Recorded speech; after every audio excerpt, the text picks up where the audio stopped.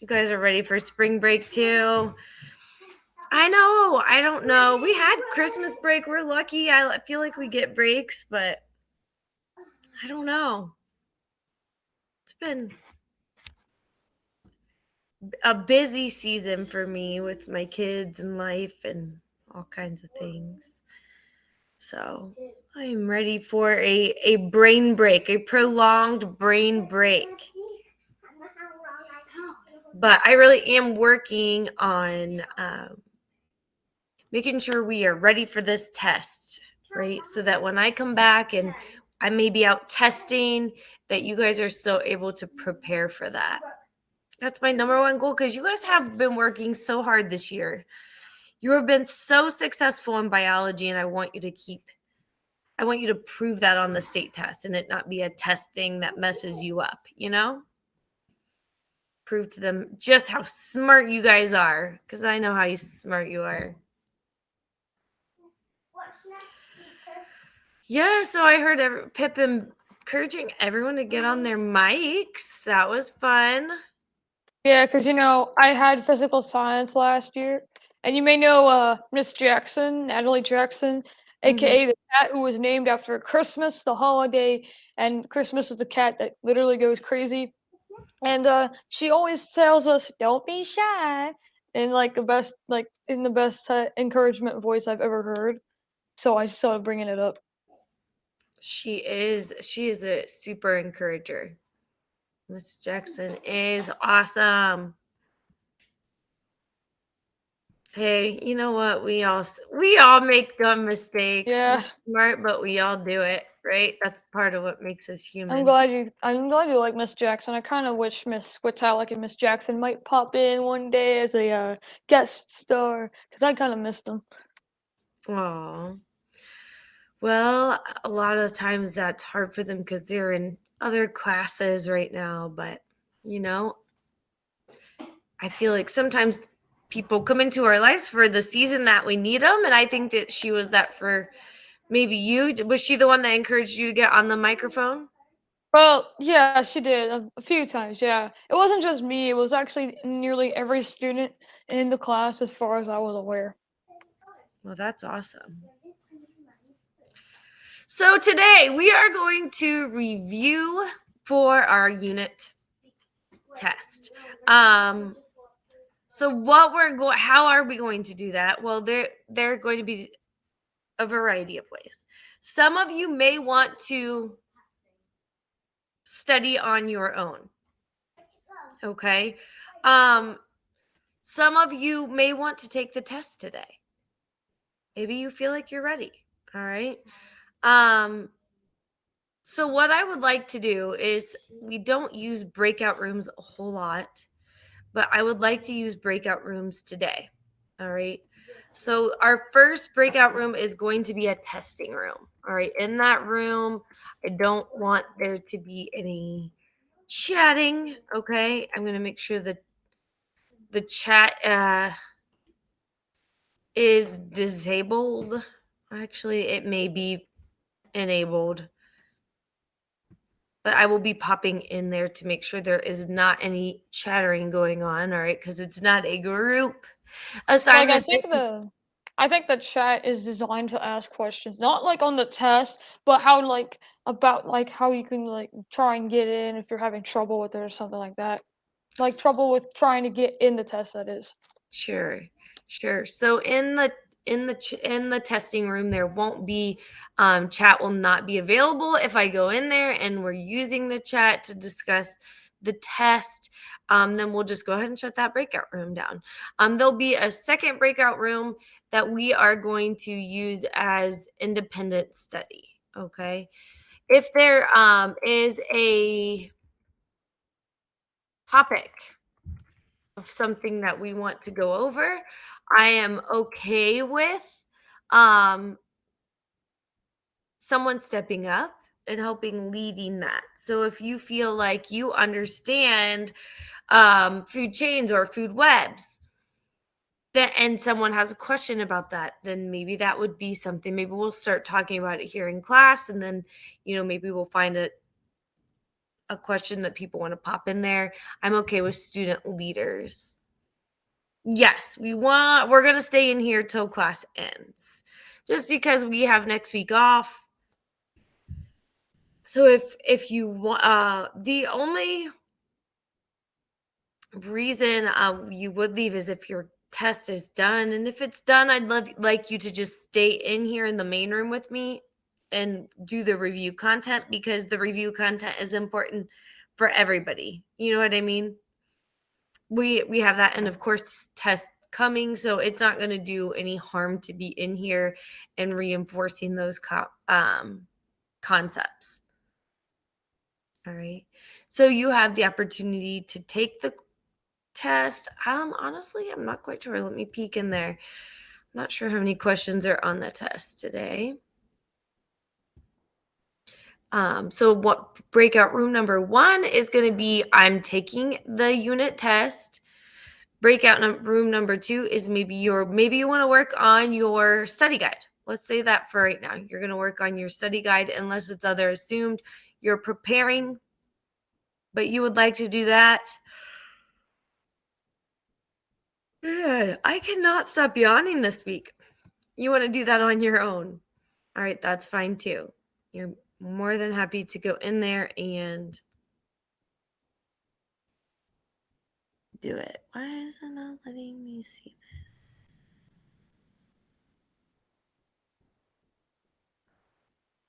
that? You're more than happy to go in there and do the study guide. Let me see why this is not. Oh, I see what's happening. I've got the start time after class, so I'm going to update that now.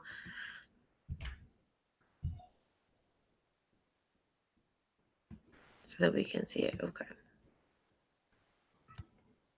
So let me peek at how many questions really quick, and then we'll move on. 13 questions today. 13 questions. All right. So at this point, I'm going to open up those breakout rooms.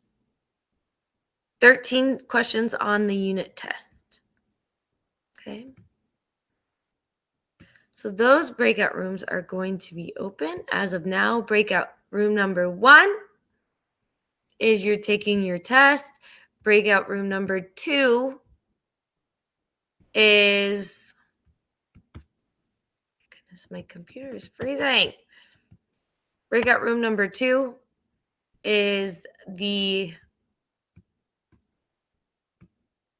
study guide room. And in here with me, you are going to go over content to review for the Unit 5 test. So go ahead and move or ask any questions you may have. I'm making sure these start times on all of your tests are set for the class time so that you're able to access them. Oh, crumb cakes.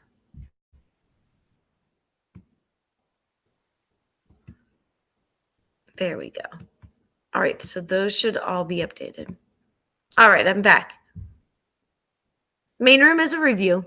We're going to go over some of the concepts from this unit. Right? That is our goal and objective today. Right? We're going to specifically hit today, we're going to hit growth and carrying capacity. I'm not sure. We're going to look at different trophic levels. Who can remember what trophic means?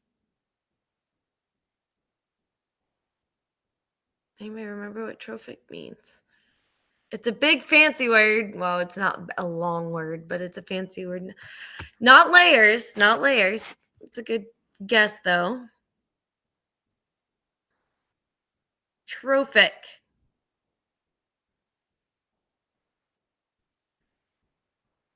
Energy. Everybody type energy.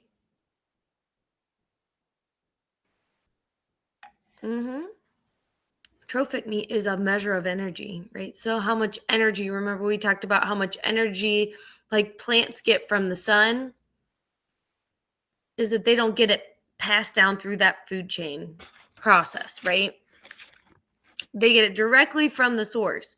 Whereas like we have to either eat plants or animals to get our food, that they get their energy from the sun. So it's more of a secondary or tertiary. Remember how we talked about being secondary and tertiary consumers, primary, secondary, tertiary consumers.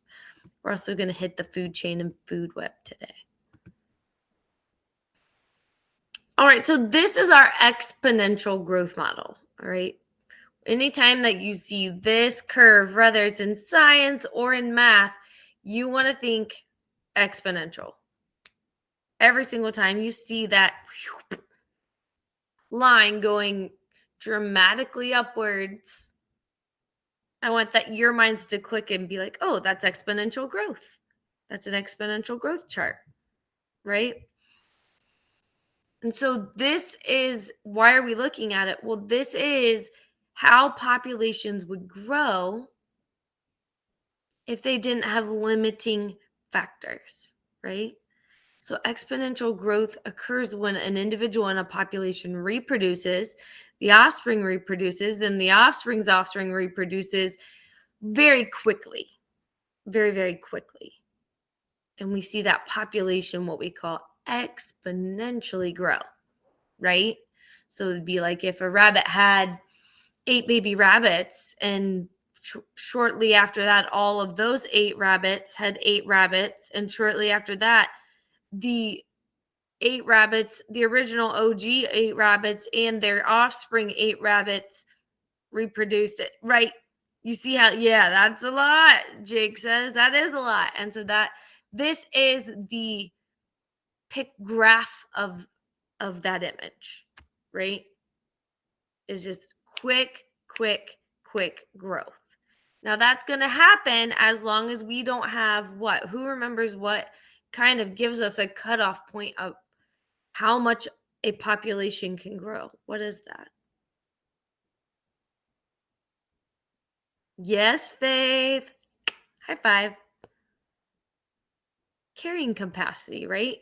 At some point, they can't just keep growing and growing and growing and growing and having babies and more babies and more babies, because eventually the resources of their ecosystems cut them off, right?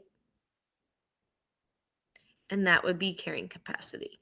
So use your arrows. Let me see your arrows. And I want you to point to the exponential growth part of this graph. Uh-huh. Good. So that's the exponential growth. There is a species. We're looking at one species. How do we know we're only looking at one species? How do we know we're not looking at all the species in an ecosystem? Well, good. So this is the number of individuals, but how many lines are in this graph? There's only one line, right? So say if we were looking at all the species in a population, there would be like 15, 16, however many species there are lines that you're looking at on this graph. Does that make sense? Green check, red X me.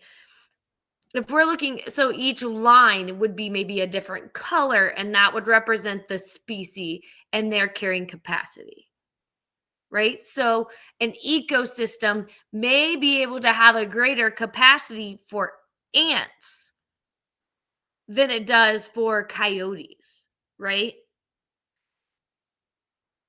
Because ants are going to be those primary consumers that are going to eat leaves, and we've got lots of leaves, right? Versus coyotes might be eating deer and rabbit, and so there's going to be less of them that are being able to be held in the carrying capacity. Good. So we would see that maybe the carrying capacity for wolves would be down here versus the carrying capacity for like ants maybe up here, right? So we know we're looking at one species because there's one line. This is the exponential growth. Now point to the cutoff point. Where is where do we see it reach carrying capacity? Show me with your arrows. Yeah. Does anyone know what that line's called? Like when we're looking at a graph? and it kind of flattens out.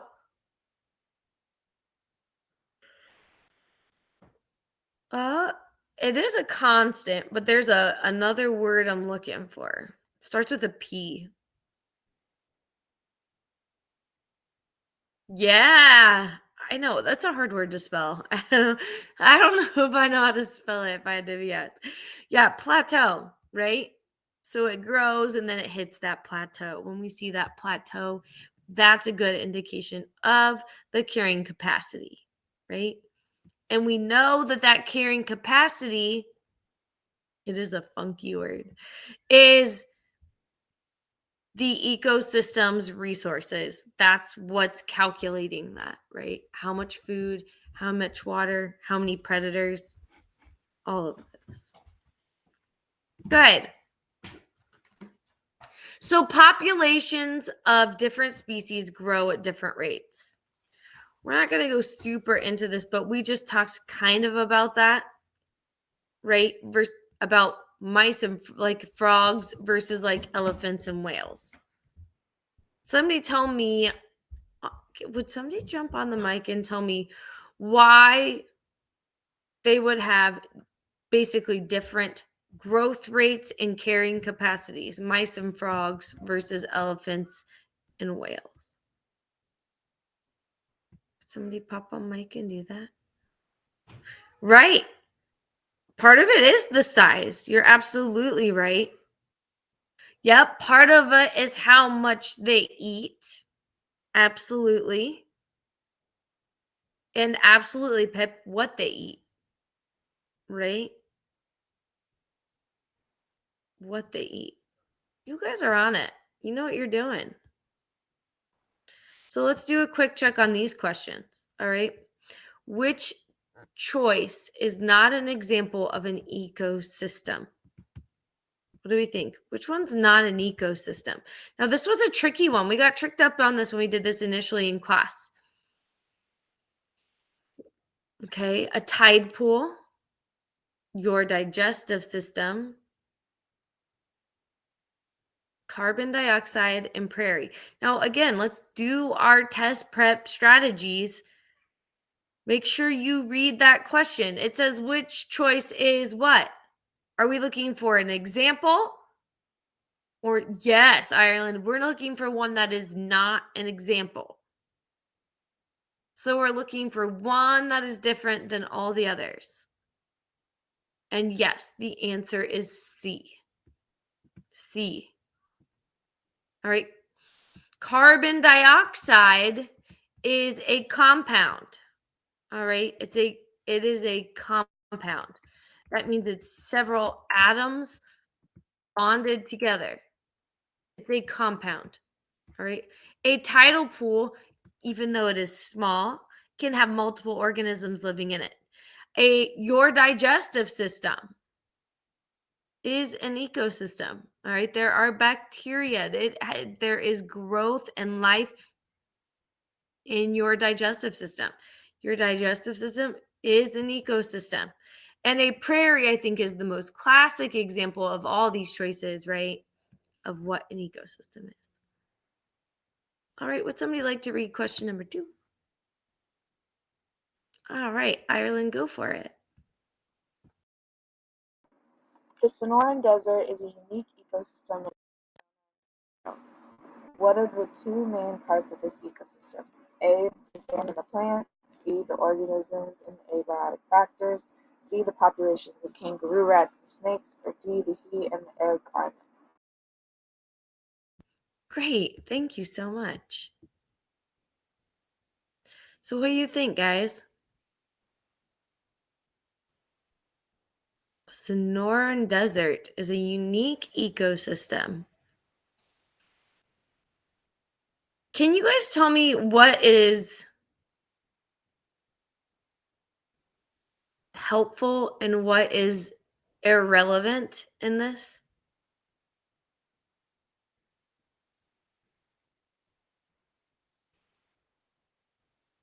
Okay. Yes. So I see what you're saying. All right. I would say it's talking about, it gives us a a specific ecosystem, and it gives us a location, right? But does that matter when we're choosing the answer? Right? So a lot of you are clicking B. And I would agree, right? It's the abiotic factors, the non-living things, and the living things in the ecosystem. All right, there's more than just kangaroo rats and snakes in this ecosystem. Now, the ecosystem might be heat and arid, but that's not the two main parts of the ecosystem, right? So honestly, this first sentence of the question is kind of irrelevant. In my opinion, that is meant to trip you up a little bit, right? Because now your mind, instead of going about what are the parts of the ecosystem, in your mind, you're like, okay, what are the desert plants and animals? See what I'm saying? Yeah. So we have to be, this isn't what we have to be. We have to be smarter than the test questions. This is the stuff you may see on the end of course exam. And you're like, all of that is great, but I know that in an ecosystem, like it's that everything is important, right?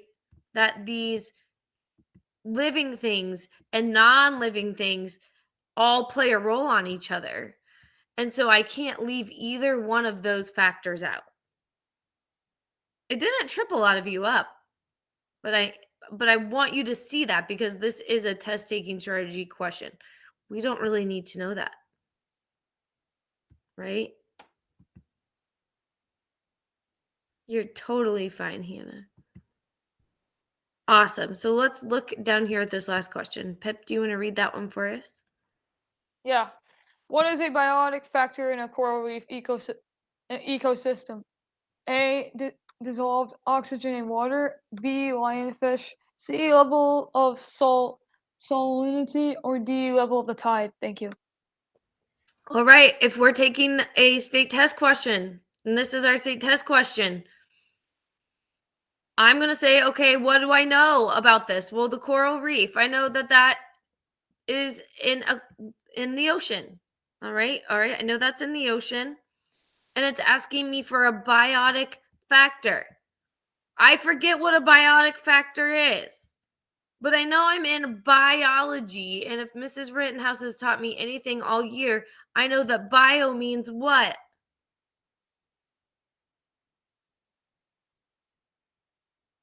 What does bio mean? Life, living, right? So what is a living factor in a coral reef ecosystem? Now, I might not know all the species of a coral reef ecosystem, but we're going to read these answer choices. All right, dissolved oxygen in water. Is that a living thing? Yes or no? No. So let's just get rid of that because we know that's not living. Lionfish. Is a lionfish a living thing? I mean, I may never have heard about a lionfish. Maybe it's a fake thing, but it says fish, and I know a fish is a living thing. So I don't know. We'll leave that one out here. What about level of salinity? Salinity means salt. Is that alive? No. So we can cross that out. That's silliness, right? Level of the tide. Is the level? No, that's not a lot. Like, so do you see what I'm saying, guys? This is what we can do on that state test. You may not know all of the coral reef ecosystem, and you may not know if a lionfish is a real thing, but you know a fish is a real thing, and you know a fish is living, and you know that all those other things are not alive. So we should be able to come to the conclusion that B is the correct answer. See, we're going to be test taking rock stars. Whoops, I didn't mean to move that. All right, so let's keep going. An ecosystem consists of biotic, and abiotic factors, right? We can chop biotic into two pieces. We just talked about bio meaning living. How can we chop up abiotic? Somebody chop it up for me. We could chop it into two pieces there, or three pieces. Good. We can chop off the A, and we can chop off the biotic. Good. Right? The A means what? Anytime we see that prefix A in front of something, what does that tell us? No or not. Right? And so if we know that A means no and biotic means living, then we can remind ourselves that abiotic is not living. And even though it's not alive, like this rock right here, it's important because what's growing on it? Life depends on it, right? And in an ecosystem, it is the circle of life, right? We need all things. Please tell me you know what the circle of life is. Oh, this is gonna age me. What movie? What Disney movie? Yes! Thank you. Good old Lion King, right? We need the Lion King. The circle of life, right? The carbon from our bodies will eventually decay into the ground and be the fertilizer for the plants and or will be going down to the deep core of the earth. Yes, he lives in me to give us fossil fuels, which we also talked about. So good. Everything needs everything needs everything. All right, so we talked about trophic levels. We forgot what that was at the beginning of class. Tell me again, what does trophic mean? It's a fancy word for something else because we can't just call it what it is, right? The energy levels, right? How much energy we get from something. So let's label these. Producers, primary consumers, secondary consumers, tertiary consumers. Can you please attack the board? Yes, or more so how direct of energy. Absolutely, Ireland. Attacking the board, I see you with your arrows. So can you use the text tool and type above them? Good. Producers make their own food, so our plants get the energy from the sun and make their own food. Good, our little groundhog squirrel creature down there is our primary consumer, right? That means he's the first consumer. He consumes these producers that get their energy from the sun. Our secondary consumers are predators of our primary consumers, and our tertiary consumers are consumers that eat organisms that are at least two up the line. Okay. Does that make sense? And again, knowing the words primary, secondary, tertiary, also knowing those math terms help us here in science with saying, even if I don't remember trophic levels, I can, apply that to 1, 2, 3 of the food chain. Good. Looks like we're feeling good about that. The food chain, again, I don't want to spend too much time on a food chain because I feel like maybe since like 3rd grade, we've been kind of learning about this. Feel pretty accurate in making that assumption. Green check, red X. That you could be like, I know how to make a food chain. If I asked any of you to make a food chain, even if it's super simple, you could probably make me a food chain. Right? It's same thing with those. It's basically was in that last picture. Who eats who? Yes. Not a food web. I would agree. Yep. And we're going to go to the food web because I think most of you can do those direct things, but maybe you have a little bit more of a struggle with the food web. All right. So instead of doing a food web here, let's take ourselves to the whiteboard.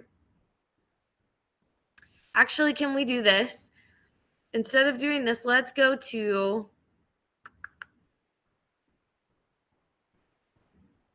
our thing from yesterday. Where'd it go? And let's make one.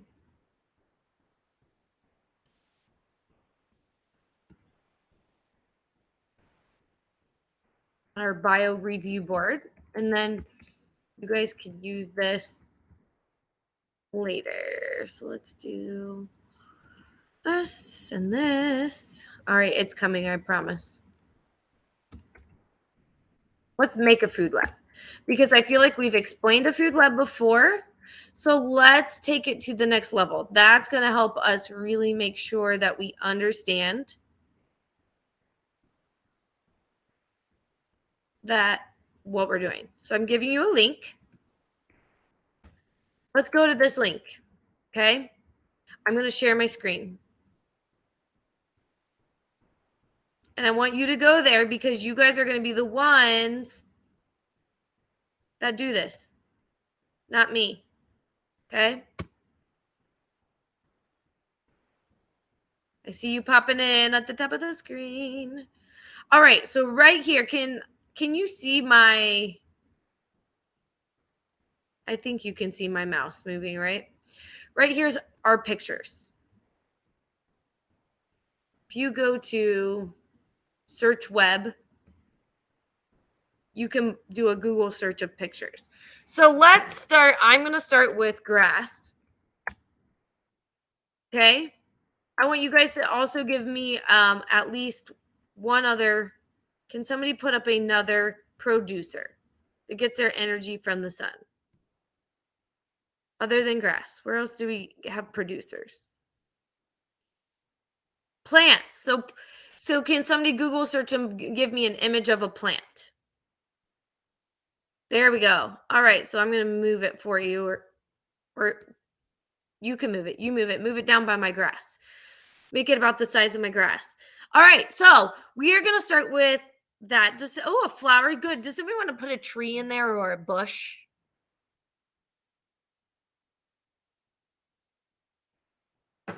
What might eat grass? Now let's start pulling out 2 or 3.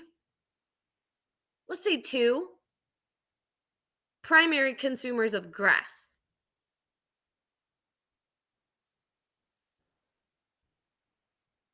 What might eat the grass? Don't make it harder than it has to. Or what might eat a tree? Let's start popping some pictures up.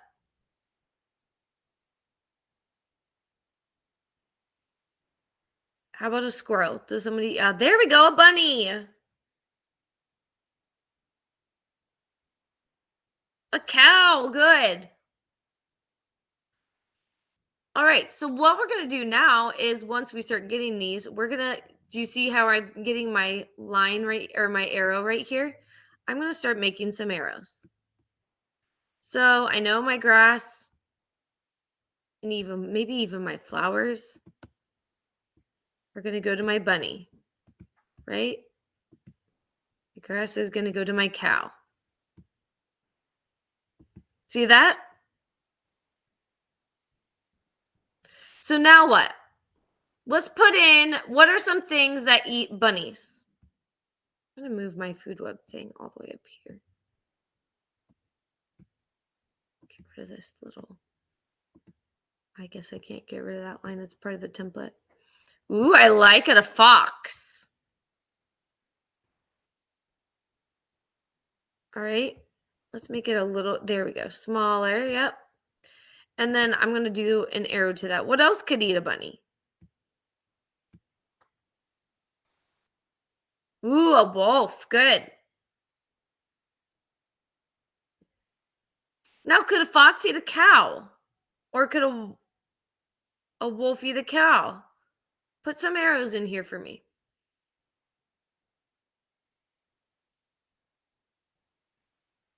You're doing a great job, guys.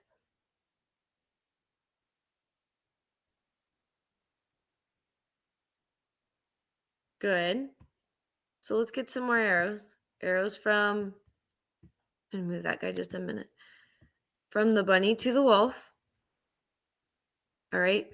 Let's make an arrow from the cow. I'm not sure if a fox would eat a cow. I wouldn't put it past them. They're small, but they're mighty little things. The cow will also be eaten by the wolf. What else could eat the grass?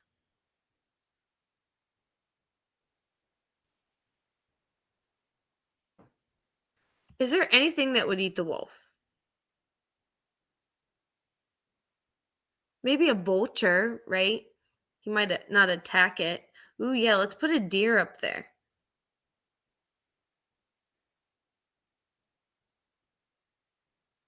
But do you guys see how you're making this right now? This is all good. This is a food web. And it's just multiple food chains all in one picture. Now, I know a lot of times you see them and they look more organized than this, and that's okay. The organization comes as we get better, but this is the same thing. This is a food web, right? What else could eat the deer?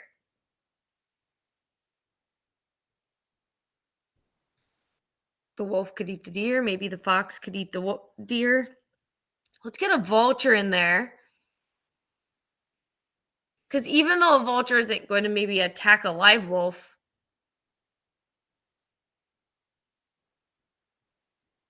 it's going to help. It's going to be part of the food web. It's going to still be part of like the decomposing. It's still going to get its nutrition from that wolf, which is going to make him closer to the top, right? As far as a trophic level, he may not be like, you might not pick out a vulture as like a turkey vulture as like a major predator like you think of a fox or a coyote, but they're definitely up there because of, like Ireland said. Yeah, even a human. Good. You guys just made a food web. All right. You guys just made a food web. So you can do it. So I'm going to do this to here just for whatever. And I know we're running out of time. But I think this was important. I think that this probably helped build, and you can come back to this. This is a resource that you can continue to use. Let me know. Does that make you feel better about food webs? See, look, you guys are all saying yes. Most of you are saying yes. Some of you are saying meh. It doesn't have to look as pretty as what you see in your textbooks. You realize that when you see those things on tests or textbooks, that those are people that are making them for publish stuff. Yeah. I'm glad it was fun. All right. All you have to do is think of all the different food chains for one animal and then move to the next. Say, who else in this ecosystem might eat the grass? Who else might eat the bunny? Right? How does the direction of the arrows matter? So you'll see here the direction of the energy that the energy is flowing. Does that make sense? So it is coming from the grass to the bunny, from the bunny to the owl. Yeah. So that's how we're tracing the energy flow through an ecosystem with that. You guys have this. I'm super confident. I'm super confident in you. All right. It is 9:10. How are you going to level up today? All right. Even if you have taken your test and you're back in here, some of you might go take your assignments and your tests. Make sure all of your weekly, we had, I think, like 3 this week, 2 quizzes and a test. Make sure those are done. If you want to make a review game or play a review game, those are in the announcements in our classroom. Guys, these flashcards don't need to just be a flashcard for Unit 5 and then it goes away. Remember, we have that state test. So even if you're done with Unit 5, we're not done with it in our brain, right? We don't get to just check this stuff out forever. We want to keep this stuff close and fine tune our understanding as we go into the next couple weeks when we know that test is hitting us. If you feel really good about ecosystems, give me a green check. If you're like Unit 5, I got this. This is what, like, to me, I love this stuff makes sense to my brain, but like genetics and cell biology, those don't make sense to my mind quite as much, like how I make a protein, how my cells take glucose and make ATP. See, a lot of green checks. If this is easier for you than some of those processes, I want you to go back and review those. And I went over this with a student today in our help session. I'm showing you right now. If you have to go, leave. If you don't, come with me. Okay. Let's go to the classroom together. There is a place in our classroom where you can go and see all tools of every unit. Okay, I want you to look at this. If you come to our classroom announcement page that I try to make super awesome for you, you're going to see your assignments. Make sure these are done this week. You're going to see assignments checklist so that you can go through and make sure you are on the track. Here are our lessons from the week. Keep scrolling. Okay. Here are your level up that we just talked about, your 4 corners, all those tools that we talked about. Here are your links for those tools. Keep scrolling. Here are end of year prep sessions. If you click on this button right here, test sessions, it's going to open up a link on the bottom of your screen that is a Word document. It's going to give you PowerPoints in games to play on every unit that will be on your test, every topic that your test will have. Okay? That resource is super important. All right? Look at that right here. Click on this, and it will take you to cells or genetics or whatever you struggle with. Don't keep doing Unit 5. If you've done your assignments, start using your time here, okay? That's what I want you to do so that we are ready for this test. And I promise I will stop because I know you have another class to go to, all right? I am proud of you. You know what you're doing. You are capable. You are strong. You are going to do a great job on this test. We're not going to panic. We're not going to freak out. We're just going to prepare, and we're going to be ready, and I'm going to help you do that, okay? That's your pep talk. That's your end of week pep talk. If you need me, we have a help session tomorrow morning. Make sure you get that test done and have a great spring break. Okay? If you're bored and you're like, I'm going to study, practice taking those tests. Practice taking those state tests. I'm going to put it in there. The link is in the chat right now. That is a practice state test. Okay, you can click in right there and it's going to pretend you are taking the biology end of course exam and give you all kinds of questions like you will see. So save that link if you'd like it.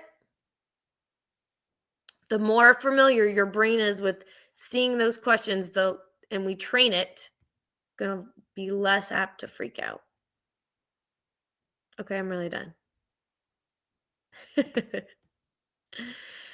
Have a great day, guys. I'm here to help you. Let me know what I can do.